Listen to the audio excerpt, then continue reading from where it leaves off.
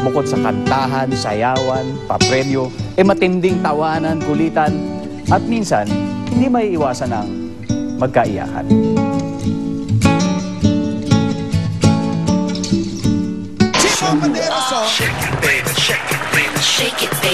Ito na ang pagsugod at bayanihan na may dalang swerte, one for all for one, bayanihan of the people.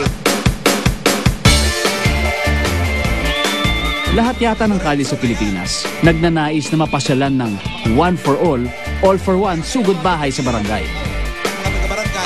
Sa portion na to, abot kamay na ngayon ng manunood ang mga host ng Itbulaga. Kabilang na ang kuwelang-kuwelang trio ni na Paulo, Wally at Jose. Paulo, pinaiyak mo si Shirley. Bata yung ginawa lang namin o ginawa lang ng Itbulaga, ng management niya. Yung para magkaroon lang ng konting happening sa labas ng studio.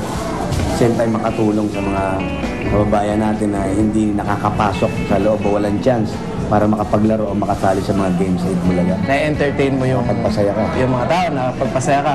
Mas iba pa yung nakapagpasaya ka na, nakakatulong ka pa. Another pakiramdam. Oo, nang hindi lang isa ha, ng buong barangay, ng buong mga tao.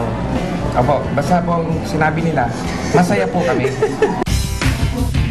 Sa araw na ito, ang Barangay Banaba dito sa San Mateo Rizal ang dinayo ng sugod bahay gabi.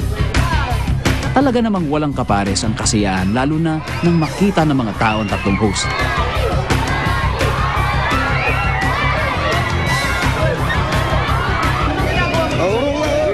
At ang maswerteng napili sa araw na yon, ang single mother na si Teresa. Hindi naman po, kasi alam ko kasi Itbulaga po yan! Ang mga ibinigay ng Itbulaga, malaking tulong raw para kina Teresa.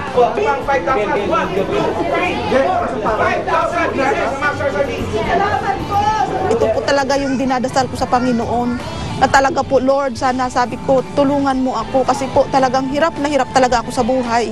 Minsan nga po, wala talaga kami makain. Minsan nga, nagtitiis lang talaga ng kape at asukal yung anak ko. Yung pinagmulan ko, hindi naman ako mayaman, hindi naman ako ano. So parang pagka nakikipag-usap ka, pag kinikwento nila na, oh, dito lang kami nakatira. Kinatamaan din. Oo, may kuro.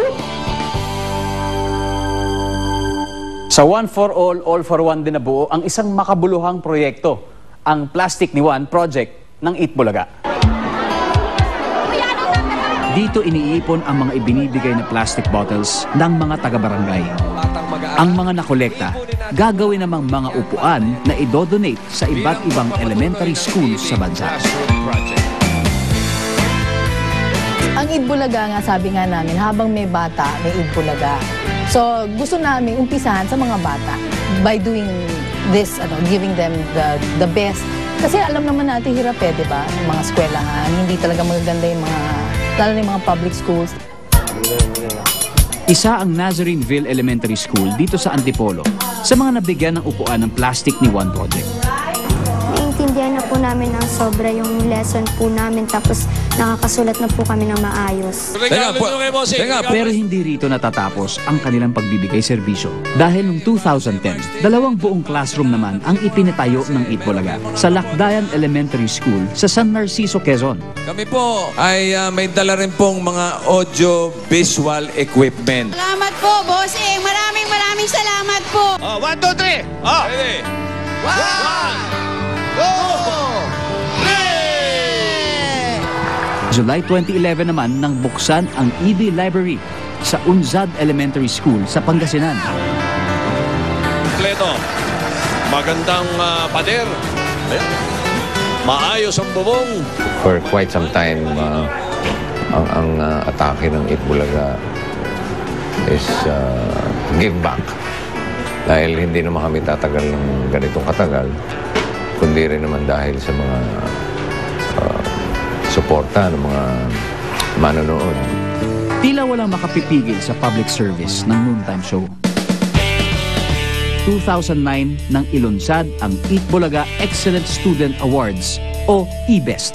Sinuyod ang iba't ibang probinsya sa bansa mula Luzon, Visayas at Mindanao upang hanapin ang 30 natatanging elementary students na magiging scholar ng Itbulaga hanggang high school. Kung kinakailangan pag-aralin namin ang buong mundo, Nagpatuloy pa ang pagkilala sa mga natatanging Pilipino and this time, EB Heroes naman ang kanilang hinanap. Para sa 3 dekada ng barkada, ito ang mga EB Heroes. May student leader, sundalo, street educator, bayaning pulis, theater and arts educator, community volunteer, rural doctor, volunteer firefighter, honor guards, at foster parent. Nakilala namin ang foster parents na sina Mang Apollo at Aling Milagros Victorino. Sa halos 10 taon, tumatayo silang pansamantalang magulang sa mga inabandonang sanggol. Umabot na sa 30 sanggol ang kanilang inaruga at inaalagaan bago sila tuluyang kunin ang aampon sa kanila. Pero mahal na mahal ko po sila. Pag nakarating na po sila dito sa amin, talagang hindi ko sila inaako na iba sa akin. Talagang anak ang turing ko sa kanilang lahat. Ang parangal na tinanggap raw nila mula sa Itbulaga, mas lalong nagbigay sa kanila ng inspirasyon na ipagpatuloy ang kanilang ginagawa. Siguro po hanggat may lakas po ako at kaya ko pong mag-alaga. Mag-aalaga po ako ng mga batang abandonado. Pero bago pa ang lahat ng public service segment na to, sino nga ba ang hindi nakakaalala sa isang proyekto nilang tumutupad sa mga pangarap ng kanilang mga letter sender, ang Send In Your Dreams. Sa loob ng maraming taon, marami ang napaluha at napasaya nito dahil sa mga pangarap nila na tinutupad ng Dabarkads. Masarap ba? Dati ba nung hinihigaan mo, bakit matigas yun? Ano ba yun? Bawal lang po.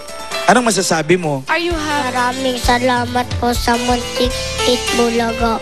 Ito kasi nabasa ko lang na ginagawa sa England nung araw, sa London. Meron siyang programa, This Is Your Life, ang title niya. Tapos sabi ko, baka pwede namin gawin. Bukod sa walang katapusang saya at ligaya na hatid ng Itbulaga, marami na rin ang kanilang naaantig na puso dahil sa mga proyektong nagpapabago ng buhay.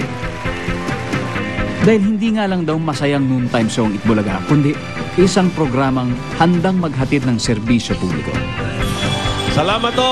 Thank you sa lahat ng mga nakasama namin dito ngayon sa pagdiriwang ng 30 taon ng Itbulaga. Ang 3 dekada ng Itbulaga, isinapahin na. Tuloy-tuloy ang kwentong Dabarkads sa ating pagbabalik. Handa na kayo? Ako? Oo. Sa mas pinahad na Lucky Me Spicy Hot Beef Mami. Lalong pinaanghang. Lalong pinasarap ng siling labuyo. Lucky Me Spicy Hot Beef Mami. Mas pinasarap ng labuyo. Nagiging buhaghag at frizzy ba ang buhok mo dahil sa pabago-bagong init at ulan? Try Sunsilk Weather Defense. May weather shielding technology and UV filter that helps protect your hair from the Philippine weather. Sunsilk Weather Defense for frizz control that lasts longer. Paano nga ba yung timpla mo? Nescafe Classic muna. Tamang-tapang lang, no? Medyo sweet. Creamy. Eto, may cinnamon pa. Para mas masarap ang